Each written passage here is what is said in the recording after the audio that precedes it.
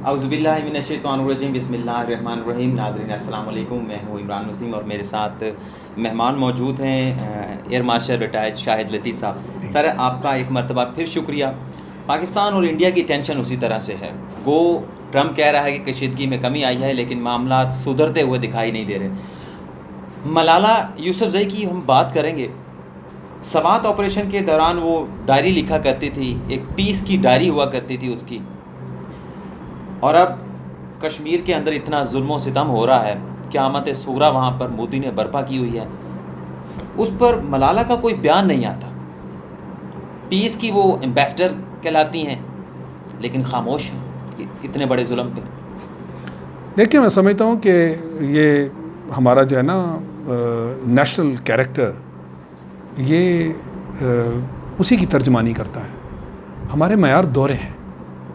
हम जब भी टसल आती है ना अपने मफाद और कौमी मफाद के दरमियान, तो हम अपने मफाद को तरजीह देते हैं। ये वो वजह है कि 70 साल से पाकिस्तान वहीं खड़ा है जहाँ हम नहीं उसको खड़े होने देखना चाहते। और हम ये कहते हैं कि पाकिस्तान आगे क्यों नहीं बढ़ा। हम काउंट तो किए जाते हैं तरक्की पजीर ममालिक में। क्या हम वाकई तरक्की पजीर हैं? 70 साल में हमने क्या तरक्की की? जो भी बाहर से लोग आते हैं, हमारे मिलने वाले दोस्त भी हैं बाहर से आते हैं, तो जब भी वो बीच में कुछ वक्फे के बाद पाकिस्तान आते हैं तो मायूस होकर जाते हैं। वो कहते हैं हम जिस मुल्क में भी जाते हैं दुनिया के, हम कोई ना कोई थोड़ी या ज़्यादा उसमें तरक्की देखते हैं। ये आपका कैसा मुल्क है कि हम तरक्की के बजाय इसमें ज़वाल देखते हैं? जो चीज़ें हम पिछली मरतबा देख कर गए थे, ये पाकिस्तान उससे नीचे चला गया है। ये वो वजह है कि पाकिस्तान तरक्की नहीं कर सका, क्योंकि हमारे अंदर जहाँ मेरा ज़ाती मफाद आएगा, मैं उसको कौमी मफाद पर तरजीह दूँगा। ये आज आप देख लें आपकी पार्लियामेंट में क्या हो रहा है। मसला तो कश्मीर का है और हमारी शाहरग पर दुश्मन ने हाथ रखा हुआ है, हमारी शाहरग पे गला दबाया हुआ है। ये कायद आज़म ने फरमाया था ना कि आपकी शाहरग है और हम उसको मानते हैं। मगर वो जो प्रेसिडेंट की स्पीच थी उसके दौरान क्या हुआ, अब ये 2-3 दिन पहले की बात है। तो इससे क्या ज़ाहिर होता है कि नफ्सा नफसी का आलम है। कहने को हम कश्मीरियों के साथ खड़े हैं, कहने को हम उनके साथ इजहार यकजहती करते हैं। हमारे प्राइम मिनिस्टर कल गए हैं आज़ाद कश्मीर में और खड़े होकर धुआंधार किस्म की तकरीर फरमाई है। मगर क्या वाकई हम कश्मीरियों के साथ हैं? हमारी पार्लियामेंट में ये हो रहा है जो पूरी दुनिया ने देखा। क्या नहीं है सर हम कश्मीर के साथ? नहीं, आपका जो किरदार है वो तो जाहिर नहीं करता। क्या उस दिन ये पार्लियामेंट में ये हालात दुनिया को देखने के लिए नज़र आने चाहिए थे? क्या हुल्लड़बाजी नहीं हुई? कश्मीर की बात जो हमारा प्रेसिडेंट कर रहा है, ठीक है, मौका वो साल का पूरा जो एक मुकम्मल हुआ था पार्लिमानी, वो उस सिलसिले की आपस में ये बैठक थी, मगर कश्मीर की बात हो रही थी। तो इस दौरान आपका यूं खड़े हो जाना, नारे लगाना, शोर मचाना, दुनिया को पैगाम क्या गया? हम दुनिया से मदद मांग रहे हैं, मगर अंदरूने खाना आप क्या हैं? आपके अंदर वो तफरीक, वो तकसीम, क्या ये एक अच्छा पैगाम है दुनिया के लिए?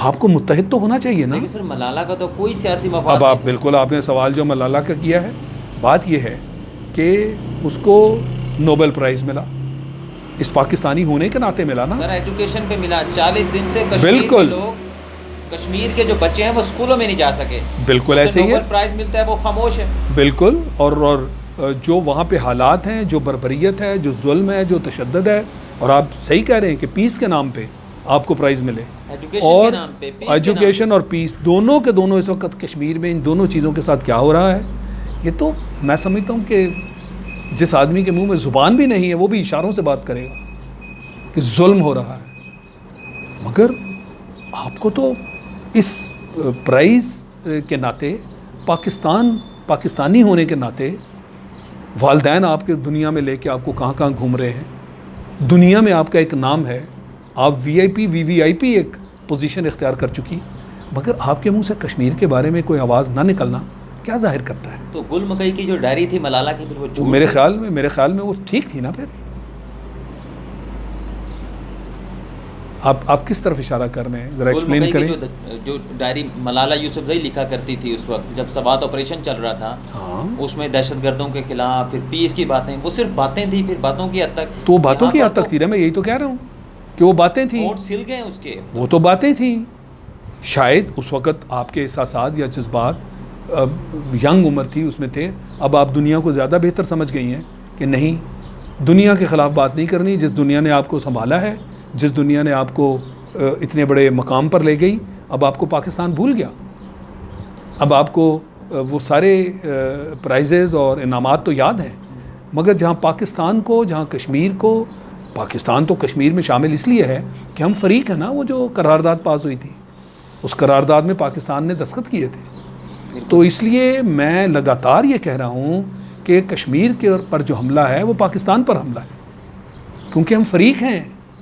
हमें कश्मीर के बारे में उठना है, बात करनी है। फिर कश्मीर पे बात ना करे वो पाकिस्तानी नहीं है सर? नहीं, मैं ये नहीं कह सकता, मगर ये मैं ज़रूर कहूँगा कि आप, कश्मीर दुखता है तो पाकिस्तानी दुखेगा ना सर? आप अगर दुख नहीं रहे, आप कश्मीर के बारे में बात नहीं कर रहे, मैं ये नहीं कह रहा कि आप खड़े हो जाएं और हम बहसियत कौम हमने कोई जंग का ऐलान तो नहीं किया, उस नौबत तक तो हम नहीं गए। मैं आपके जज्बात की बात कर रहा हूँ। क्या पाकिस्तानियों के जज्बात आज जो वाकई कश्मीर के बारे में महसूस करते हैं, क्या उनके जज्बात से ज़ाहिर नहीं होता कि कितना दुख है उनको कश्मीर के बारे में? क्या आपको दुख नहीं है? बहुत दुख। क्या मुझे दुख नहीं है? मैं सिर्फ जब ये सोचता हूँ कि मेरे घरों में आके इस तरह ये दहशतगर्द जो कि हिंदुस्तानी हैं, और आपको पता है आरएसएस के लोग उन्होंने पैरामिलिट्री फोर्सेस के साथ बीच में शामिल किए हुए हैं, उनका काम सिर्फ दहशतगर्दी है।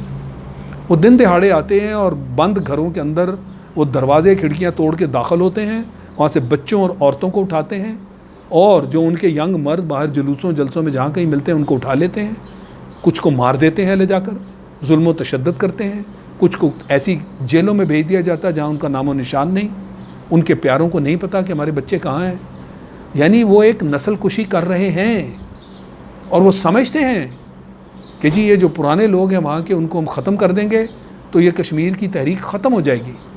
ना तो ऐसा हुआ है और ना ऐसा होगा। जो सच और हक़ की तहरीक हुआ करती है उसको आप दबा नहीं सकते। आपने जो 70 साल की बात की कि हम 70 साल से पीछे गए हैं, आगे नहीं गए, हम जवाल का शिकार हुए। मेरा एक दोस्त इंग्लैंड से वापस आया, इस इंटरव्यू में एक इनफॉर्मल सी या फॉर्मल सी एक मैं वाक़या बताता हूँ। 10 साल बाद वो वापस आया तो उसने कहा इमरान यहाँ पर तो सारी चीज़ें पहले से भी गई गुजरी हैं, बदतर होगी। और वो कह के गया, कहता मैं अब सारी फैमिली को यूके शिफ्ट करूँगा।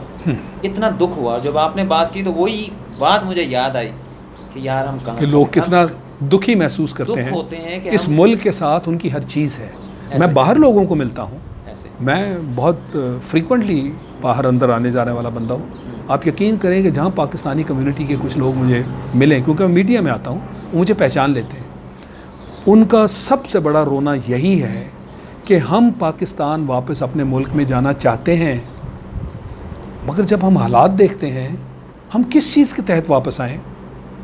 रोज़गार तक नहीं है लोगों का, बच्चे पढ़ लेते हैं, उनको रोज़ी नहीं मिलती, उनको नौकरियां नहीं मिलती, हर जगह फ्रॉड है, हर जगह झूठ है। हम ना वहाँ पे सरमायाकारी कर सकते हैं, हमारे साथ फ्रॉड हो जाएगा। कुछ लोग हैं जो यहाँ आए, सरमायाकारी की और फिर वो नुकसान उठाकर भाग गए।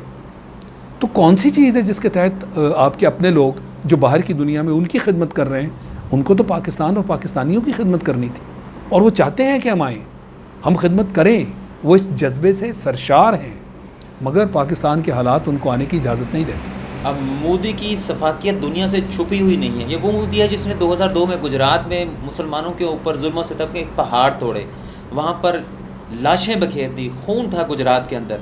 अमेरिका ने पाबंदी लगा दी कि आप 10 साल तक उसके मुल्क में नहीं जा सकते, कनाडा में नहीं आ सकते।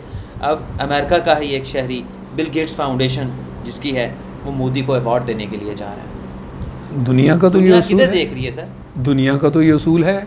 जब आपने शुरू में बात की तो मैंने कहा दुनिया का तो है, अब तो हमारे अंदर भी नज़र आ रहा है।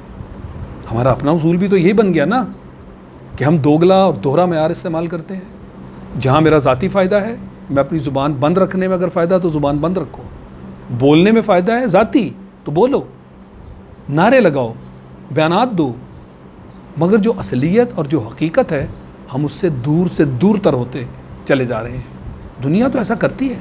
तो अमेरिका के बारे में आप नहीं कहते कि वो ये कहता है कि दोस्त और दुश्मन मुस्तकिल नहीं होते, मफाद मुस्तकिल होता है। फ़र्क सिर्फ यह है कि वो खुल्लम खुल्ला कहते हैं, जो करते हैं वो कहते हैं।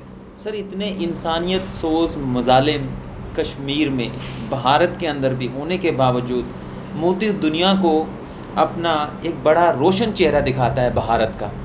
हम क्यों कमज़ोर हैं? हम तो दहशतगर्दी के लिए इतनी कुर्बानियाँ भी दी हैं, दहशतगर्दी के ख़ात्मे के लिए 70,000 जानें कुर्बान की हैं, 1,100 अरब डॉलर का नुकसान उठाया है। तो हम क्यों कमज़ोर हैं सर? अपना अच्छा चेहरा, एक रोशन चेहरा हम दुनिया को क्यों नहीं दिखा पाए? जो मोदी दिखा रहा है क्या उसकी लॉबिंग हमसे ज़्यादा मजबूत है? बिल्कुल लॉबिंग मजबूत है, और ये बनिए का कैरेक्टर है। बगल में छुरी मुंह पे राम राम, ये तो मशहूर बात है ना। ऐसे तो नहीं बन गई कि वो आपको पीछे से वार करता है, सामने आके वार नहीं करता। ये उसका काम है, इस चीज़ में उसको महारत हासिल है, लिहाजा मोदी वही कर रहा है। और इससे पहले भी जो हिंदुस्तान के लीडरान थे उन्होंने यही किया। फ़र्क ये आया है कि इनके जो बड़े गांधी और नेहरू जैसे लोग थे वो एक सेकुलर हिंदुस्तान की बात करते थे, और उससे उसका नाम भी बना। जमहूरियत की बात, बहुत बड़ी जमहूरियत। सर RSS तो पूरी दुनिया में मानी गई है दहशतगर्द तंजीम है। अब बीजेपी उसकी सरपरस्ती कर रही है, मोदी उसकी सरपरस्ती करे, फिर दुनिया क्यों खामोश है इसके ऊपर? मैं इसीलिए आपको बताना चाहता हूँ कि उन्होंने अपना नाम उन लीडरान के नाम पर बनाया। उनकी फ़िलॉसफी ये थी कि जो अक्सरियत है या जो अक़लियत है उनको बराबर के मसावी हुकूक दो, बराबर के दर्जे दो। यही सेकुलरिज़म है ना। ये एक सेकुलर हिंदुस्तान था। जमहूरियत का नाम लो ताकि दुनिया में एक मकाम बने, वो बन गया। अब आता है मोदी, इसका इरादा और इसके जो मकासद हैं वो मुख्तलिफ हैं। आज का हिंदुस्तान हिंदुओं का हिंदुस्तान है। वो जो अक़लियतें हैं उनके साथ अक्सरियत वाला सलूक कभी नहीं करेंगे। उसने छुट्टी दे रखी है। वहाँ मुसलमानों को क्या बनेगा? मुसलमानों का वही बनेगा जो अक़लियतों का बनना है। वो आसाम में उस दिन जो उन्होंने किया है, कितने लोगों को उन्होंने एक ही दिन में फारिग कर दिया। अब कह रहे जी उनके हम कैंप बना रहे हैं, उसके बाद वो यहाँ से गायब हो जाएं। लाखों लोग हैं ना, तो लाखों लोगों को वो एक ही दिन में हिंदुस्तान से फारिग करने के लिए मैदान में खड़े हो गए।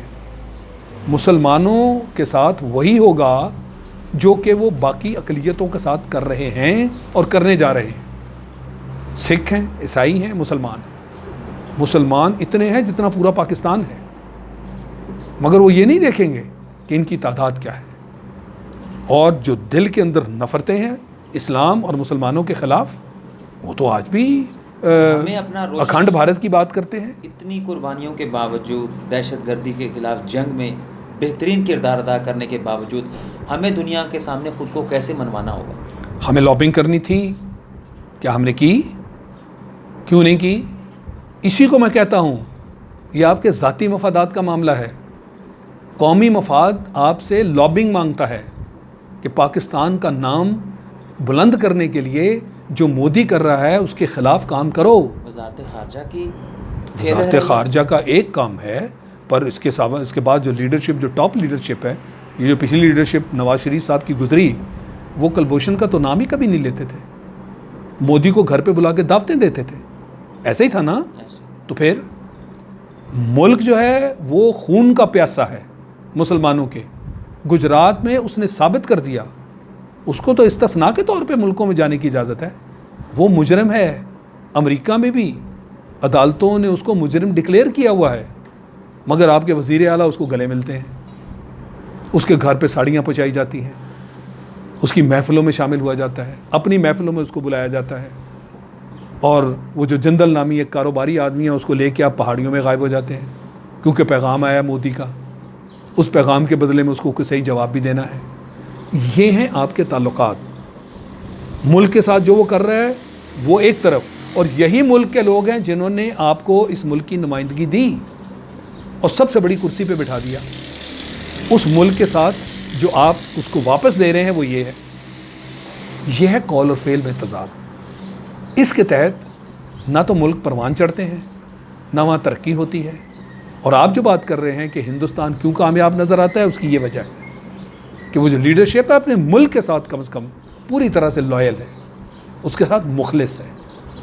उनके लिबास देख लें, उनकी बातचीत देख लें, कोई स्कैंडल नहीं, कोई किसी किस्म की करप्शन नहीं, कोई वहाँ पे अरबों के मनी लॉन्ड्रिंग, जैली अकाउंट्स, इस तरह के उनके लीडर्स के बारे में कभी आपने कोई कहानी सुनी है?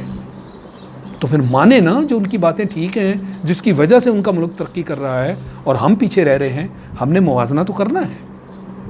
ये वो वजह है कि पाकिस्तान के यहाँ आज तक हम कहते हैं लीडरशिप क्राइसिस है।